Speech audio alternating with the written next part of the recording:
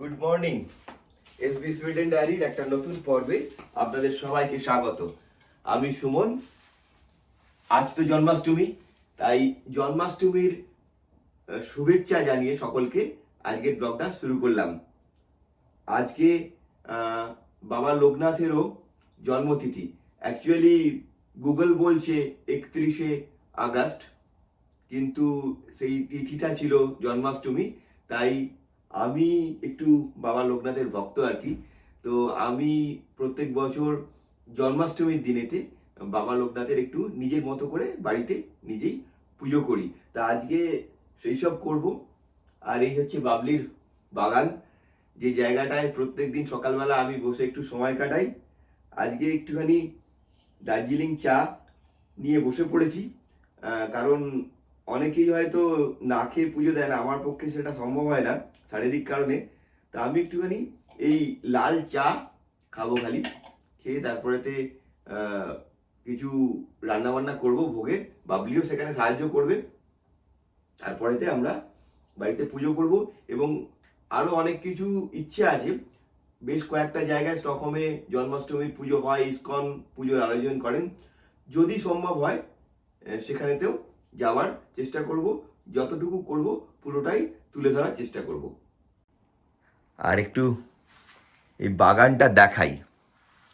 এই হচ্ছে শশা গাছ, প্রচুর ফুল হয়েছে, কয়েকটা শশাও হয়েছে কিন্তু ছোট ছোট। এই হচ্ছে লাউ গাছ, কুমড়ো গাছ, বা কুমড়ো গাছে ফুলও হয়েছে দেখছি। ফুলটা তুলে ফেলি।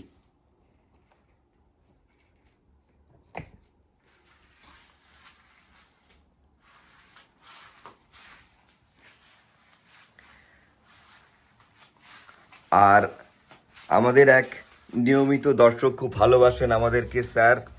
উনি বলেছেন যে একটুখানি সানফ্লাওয়ারগুলো দেখাতে। সানফ্লাওয়ারগুলো অতটা ভালো হয়নি, কিন্তু অ্যাকচুয়ালি হয়েছে কি, সানফ্লাওয়ারগুলো ভালো হয়েছিল।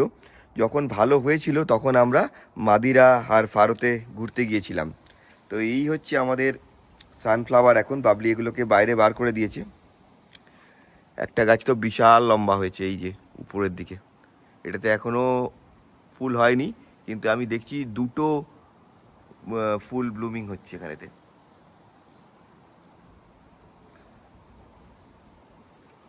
এখনও কয়েকটা গাছে ফুল হওয়া বাকি আছে, আর যেগুলো হয়ে গেছে সেটা এইরকম। বেশ কিছু গাছ বাবলি বাইরের বারান্দায় করে দিয়েছে। এখন বৃষ্টি হচ্ছে অল্প অল্প, যাতে ন্যাচারালি জল পায় আর কি। আর ভেতরেতে যে গাছগুলো আছে সেগুলো ভেতরে আছে বলেই ভালো, কারণ আস্তে আস্তে ঠান্ডা পড়ছে। যারা বাইরে বাগান করেছে, যেখান থেকে আমরা শাকটা আনি, তাদের কিন্তু গাছ অলরেডি খারাপ হতে শুরু করে দিয়েছে। রান্নাঘরে চলে এসেছি। আজকের যে ভোগের মেনু সেটা করব হচ্ছে খিচুড়ি আর 5 মিশানো লাবড়া তরকারি আর একটু পায়েস। আর যদি টাইম হয় তাহলে কয়েকটা ভাজা করব আর কি, 3 রকম বা 5 রকমের ভাজা। দেখি ঘরে কি আছে। তো এই এখন জোগাড় জান্তি নিয়ে বসে পড়েছি। খিচুড়ির জন্য চাল ভিজিয়ে রেখেছি, ডাল আছে, 5 মিশানো তরকারির জন্য কিছু সবজি, অলরেডি কিছু সবজি কাটা হয়ে গেছে, কিছু সবজি কাটতে হবে। আর বাকি রান্নাটা করব মোটামুটি, করার পরেতে তারপরেতে পুজোয় বসবো। আর বাবলি ওদিকে পুজোর জন্য যে জায়গাটা, সেই জায়গাটাকে ঠিক করছি। খিচুড়ি করার জন্য মুগ ডালের খিচুড়ি, বিশেষ করে আমি ডালটাকে এরকমভাবে একটু ভেজে নিই আগে, তারপরে তো এটাকে ভিজিয়ে রেখে খানিকক্ষণ ধুয়ে ভিজিয়ে রেখে তারপরে তো সেটা দিয়ে খিচুড়িটা বানাই। আমার খিচুড়ি রেডি, ঘি গরম মশলা সবই দিয়ে দিয়েছি। লাবড়া তরকারিটা এখনও মনে হয় আরেকটু হবে, কারণ এখনও কয়েকটা সবজি কাঁচা আছে, নেড়ে ছেড়ে দিলাম। এবার ঢেকে দিই, 5-10 মিনিট রাখলেই হয়ে যাবে। মোটামুটি খিচুড়ি আর লাবড়া তরকারি তৈরি। এবারে ভাজাটা বানাচ্ছি। 3 রকমের ভাজা বানাবো। বেগুন ভাজা, আর ভাজাটা হতে হতে এদিকে পায়েসটা বানিয়ে নিই। একটা কাজু বাদাম ভেজে নেব।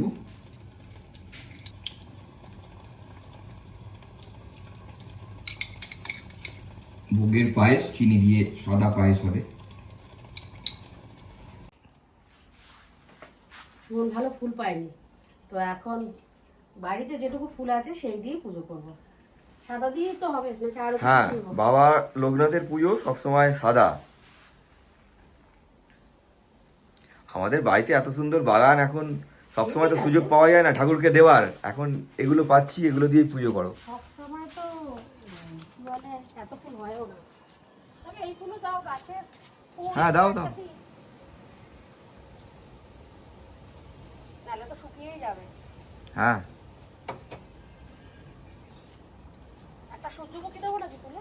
যেটা তোমার ইচ্ছা হবে তুমি দাও, কোনো অসুবিধা নেই। ইচ্ছার ব্যাপার না, তোমার বলো যে দেবো। দিয়ে দাও। সূর্যমুখীটাকে মনে হয় কাঁচি দিয়ে কাটলে ভালো হবে।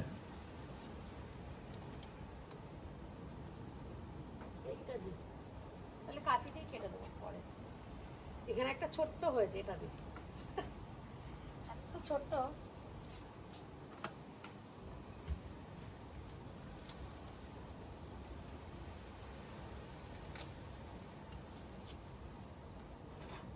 অনেকদিন বাদে বাগান থেকে এরকম ফুল তুললাম পুজো দেওয়ার জন্য।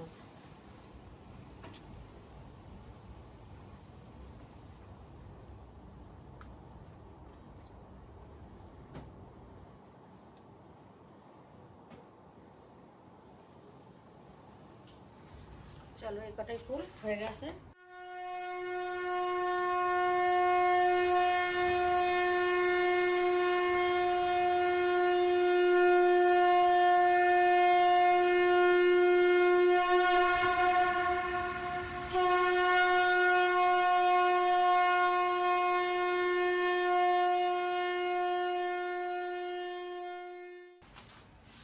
পুজো হয়ে গেছে, এখন প্রসাদ নিয়ে বসে পড়েছি। সব থেকে মজার বিষয়, সুমন কিন্তু কুমড়ো গাছে যে কুমড়ো ফুল হয় সেই ফুলেরও বড়া বানিয়ে লোকনাথ বাবাকে খাইয়েছে। তো আজকে বেশ 3টে কুমড়ো ফুল ফুটেছিল, সুমন সেই 3টে কুমড়ো ফুলেরই বড়া করে 5 রকম যে ভাজা তার মধ্যে দিয়েছে। এখন প্রসাদ খাওয়া হচ্ছে, তারপরে আমরা এখন আবার যাব মন্দিরে যেখানে পুজো হচ্ছে। কেমন আছে? কেমন হয়েছে রে? আমি তো টেস্ট করিনি, কোনোটাতে নুন কম হলে বেশি হলে। সব ঠিক আছে, শুধু জাস্ট একটু এটা ঝাল হয়েছে, বা মেবি আমার স্পাইস টলারেন্সটা খুব কম। একটু ঝাল লাগছে পুজো, এছাড়া সব ঠিক আছে। আজকে একটু অন্য স্টাইলে বানিয়েছি খিচুড়িটা, আমার এই স্টাইলটা ভোগের ভালো খিচুড়ি। লাগে। ভালো লাগছে। ঠিক আছে, তাহলে খাওয়া দাওয়া করে নাও, আমিও খাওয়া দাওয়া করে নিই, তারপরে আমরা বেরোবো। গ্রেট।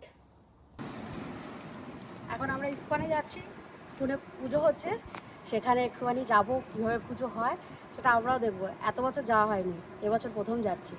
আপনারাও চলুন, দেখতে পাবেন কীভাবে পুজো হয় ওখানে। যাই হোক, বেশ ভালো ওয়েদার, বেশ মজা লাগছে।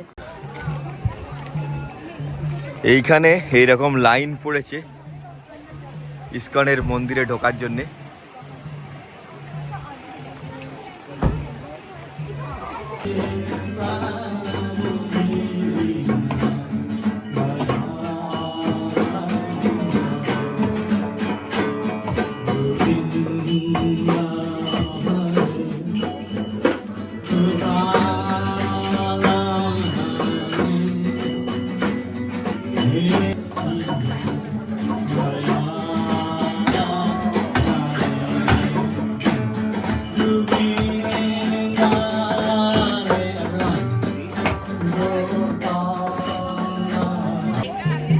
অনেক লোকজনের ভিড় হয়েছে বেশ।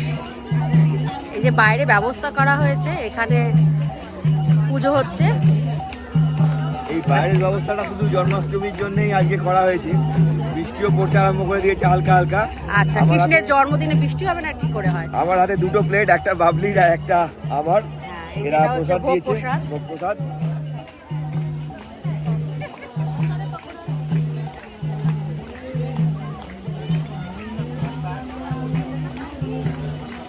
এটা খুব রিসেন্টলি ইসকন থেকে নেওয়া হয়েছে। আগে এদের মন্দিরটা খুব ছোট ছিল, আর একটা খুব বড় মন্দির এবং গোশালা আছে, যেটা স্টকহোমের বাইরে, প্রায় 1.5 ঘন্টা যেতে হয় আর কি। একদিন যাবো আমরা।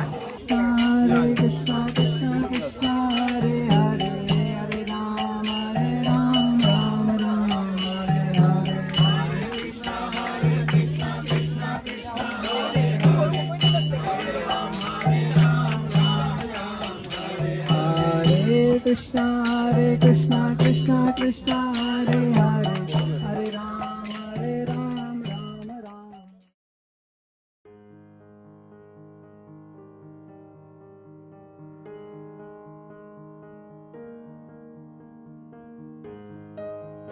আর এখন আমরা চলে এসেছি তুম্বা বলে একটা জায়গা, আমাদের বাড়ি থেকে বেশ অনেকটা দূরে, প্রায় 30 কিলোমিটার আসতে হলো। এখানেতে খুব বড় করে জন্মাষ্টমী সেলিব্রেশন হচ্ছে। বৃষ্টি আরম্ভ হয়ে গেছে, খুব ভালো।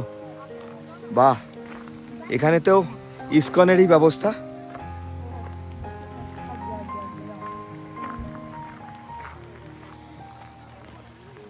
অনেক বড় জায়গা, এরা নানান রকমভাবে সাজিয়ে রেখেছে পুরো লনটাকে।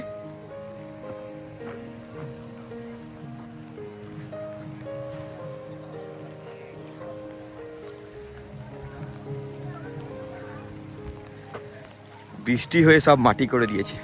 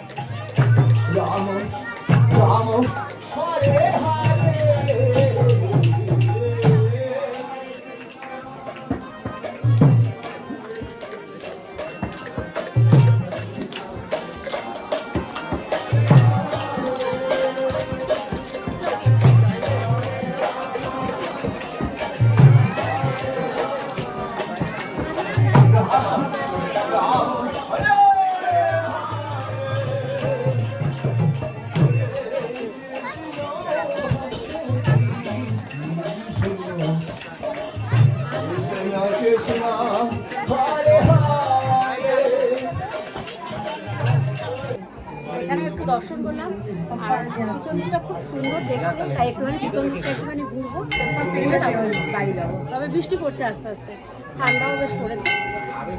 এখানেও প্রসাদের ব্যবস্থা আছে, হ্যাঁ, প্রসাদের ব্যবস্থা সামনে আর আছে। প্রচুর লাইন ওখানেতে। হ্যাঁ, লাইনও ভীষণ ভিড়, মানে সব জায়গাতে বেশ ভিড় হয়েছে। আর এখানেও এইরকম ভাবে প্রসাদ দেওয়া হচ্ছে, প্রসাদের জন্য লাইন। এটা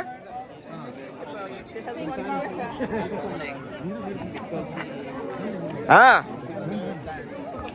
বলো। হ্যাঁ, তারপর বাড়ি যাবো। এখনো অন্ধকার হয়নি, এখন তো অন্ধকারটা খুব তাড়াতাড়ি হয়ে যাচ্ছে। না, অন্ধকার হতে হতে 9টা, এখন তো বাজে 8টা। আর এই জায়গাটা হোমের জন্য খুব সুন্দর করে সাজিয়েছেন ওনারা। আসলে যত লোক হয়েছে, ঘরের ভিতর হোম করলে তো সেইভাবে দেখতেও পাবে না, আর এইভাবে ঘরের ভিতরে হোম করাও যাবে না। বাইরে হয়েছে, দেখতেও ভালো লাগবে, সবাই মিলে দেখতে পাবে। আর চারপাশে যে ঘরগুলো দেওয়া হয়েছে, সেখানে কিন্তু আম পাতা পাওয়া যায়নি, তাই নারকেলের সাথে আপেল গাছের যে পাতা, সেই পাতা দেওয়া হয়েছে। তবে জানেন তো, এখন কিন্তু স্টকহোমে অনেক কিছু পাওয়া যায়। দিওয়ালির সময় তো আম পাতাও আসবে, এবং নানা রকম ফুলও আসে। বেশ অনেকক্ষণ এখানে ছিলাম, এবার বাড়ি যাওয়ার পালা। এক্ষুনি হোম শুরু হবে, সমস্ত প্রিপারেশন নিচ্ছে, কিন্তু সেটা আর দেখা হবে না, বাড়ি যেতে হবে। কারণ কালকে আবার এক জায়গায় বন্ধুর বাড়িতে নিমন্ত্রণ আছে। আজকে সারাদিন বেশ ভালো কাটলো, পুজো আচ্ছা সারাদিন ধরে বেশ ভালোই লাগলো। এখানে রাত্রেবেলা এখন 12টা পর্যন্ত প্রোগ্রাম হবে, সমস্ত লোকজন থাকবে। ততক্ষণ তো থাকা যাবে না। হ্যাঁ, সেটাই। বেশ ঠান্ডাও লাগছে, এবার বাড়ি যাব। যাই হোক, আজকের ভিডিওটা এখানে শেষ করলাম। সবাই ভালো থাকবেন, আবার পরের ব্লগে আপনাদের সাথে দেখা হবে।